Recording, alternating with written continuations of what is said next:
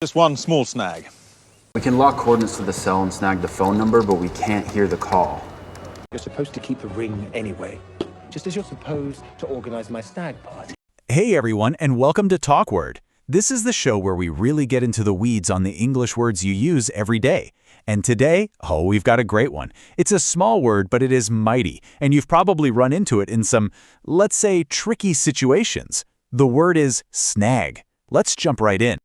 All right, so to get us started, I've got a little riddle for you. Okay, think about this. What could a torn sweater, a sold-out concert ticket, and a project deadline possibly have in common? The answer? Well, it's our word of the day. Just hang on, and I promise it's all going to make perfect sense. Okay, first things first. Let's talk about snag in its most physical, most literal sense. We're talking about snag as a noun, as an actual thing you can often see and even feel. So when you boil it right down, a snag is basically anything sharp or rough that just catches on something. Imagine a splinter on a park bench, or maybe a nail that's sticking out just a tiny bit. That's the snag. And you know what? The result of that little pulled thread or that tiny tear in your jacket, we call that a snag too. Here's a classic example, and come on, we have all been here, right? You're walking a little too close to a door, you feel that awful little tug, and you look down, and there it is, that dreaded loop of thread on your favorite sweater. That little bit of damage, that is a snag. But hold on, because the story of snag does not stop there. It isn't just a noun, nope, it's also an action word.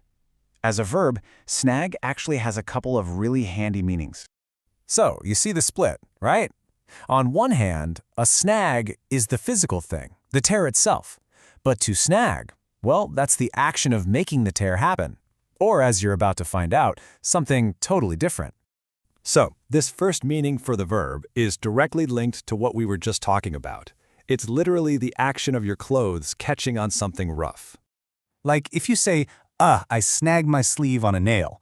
The word snagged there is describing that exact moment of impact, the action of that nail catching the fabric. So think about it. The nail caused you to snag your sleeve, and the result was a snag. See how they're connected? It's pretty cool.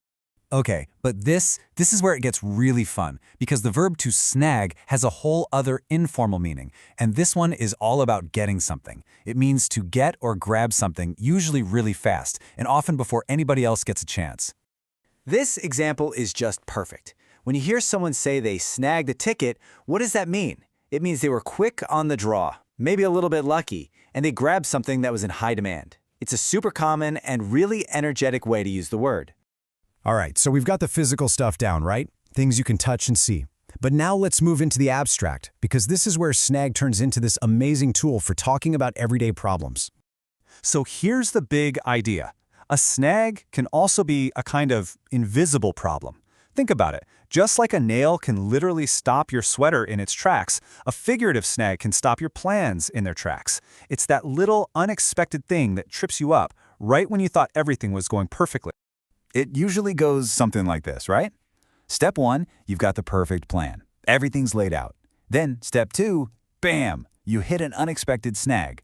And that leads to step 3, now you've got to stop, regroup, and come up with a whole new solution to get back on track. And here's a classic example we've probably all dealt with. Your plan was simple. Get on a plane at 3 p.m. But then you hit a snag. The flight's delayed. It's not the end of the world, right? But it is an unexpected problem you now have to figure out. That's hitting a snag. Okay, I know that was a lot to take in, but don't worry, we can pull it all together really nicely. Let's do a quick recap of everything we've learned so you can go out and start using snag like a pro. All right, think of this as your official snag cheat sheet. First, you've got the literal noun, that tear or rough point. Then, you've got the literal verb, to actually cause the tear. Then, there's that fun informal verb, to grab something quickly, like snagging a good seat. And finally, the figurative noun, that unexpected problem, like hitting a snag in a project. It's amazing, right? 4 totally different uses from just one little 4-letter word. So, now it's your turn. I want you to think about it for a second. What's a small snag you've had to overcome recently? Maybe it was a tiny problem at work or a little hitch in your weekend plans. Seriously, what was a small snag you had to deal with? Because actually thinking about it is the best way to make this word really stick in your brain. And that's a wrap on our deep dive into the word snag.